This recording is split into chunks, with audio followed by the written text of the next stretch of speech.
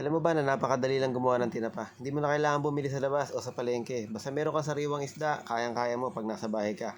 Sobrang mahal pa naman ng mga tinapa ngayon, kaya kailangan gumawa tayo ng diskarte natin para makagawa tayo sa bahay. Kasi kung bibili ka, ilang piraso lang, 70, 80 ang isang sapin. Basic na basic lang to, kaya naman tara, luto na tayo.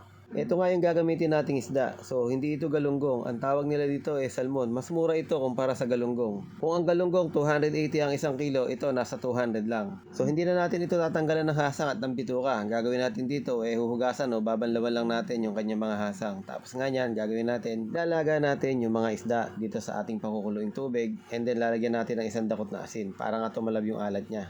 Siyempre, wag mo kalimutan buksan yung ating kalan at baka mamaya hindi uminit yan. Tapos ang gagawin natin dito, isasalansan ko lang dito sa aking strainer yung mga isda.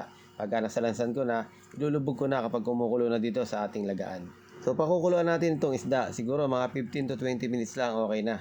At kapag nakuluan na nga ng ganyan, so gagawin natin, hanguin mo muna at wag mo aalisin sa strainer mo. Pahanginan mo muna para tumigas yung mga isda. Kung meron kang extra electric pan dyan, tapatan mo muna para mas mabilis lumamig.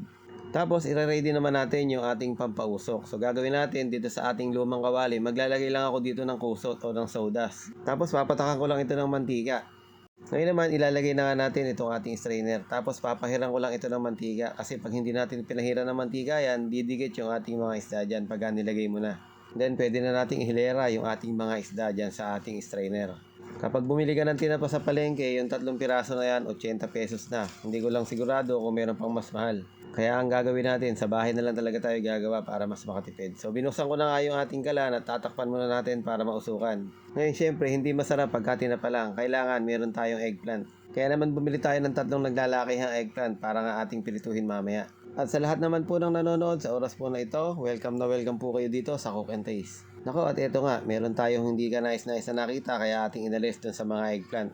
Ngayon naman, gagawa naman tayo ng ating sausawan. So 3 malalaking sibuyas na pula ang ating gagamitin dito at ito yung masarap. Ngayon naman kung meron kayong manggang hilaw dyan, lalong mas masarap kung meron kayong mangga dyan. O kaya naman kung meron kayong labanos, nako masarap din naman yung labanos pag halo mo sa sausawan. Siyempre ito yung hindi mawawala sa ating sausawan, yung ating nagagandahang kamatis at nagagandahan din ang presyo ngayon.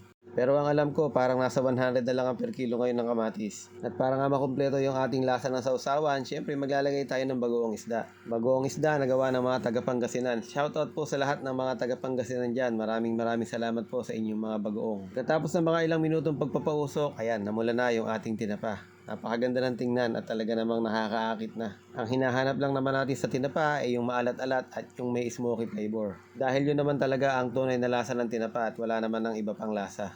Ngayon, kung nakikita nyo yung ibang mga video na napapanood nyo na naglalagay pa ng tsaa, asukal, naku po, gumagastos lang po kayo. Doon na lang po tayo sa natural na gawain ng pagtitinapa. So kasunod naman po ng ating eggplant na pinirito, nagprito rin ako ng ilang pirasong talbos ng kamote. At ngayon naman, kahuli-huli nating iluluto itong ating mga tinapa. Para nga yung mantika ay kapag dumilaw, wala na tayong susunod na pirituhin.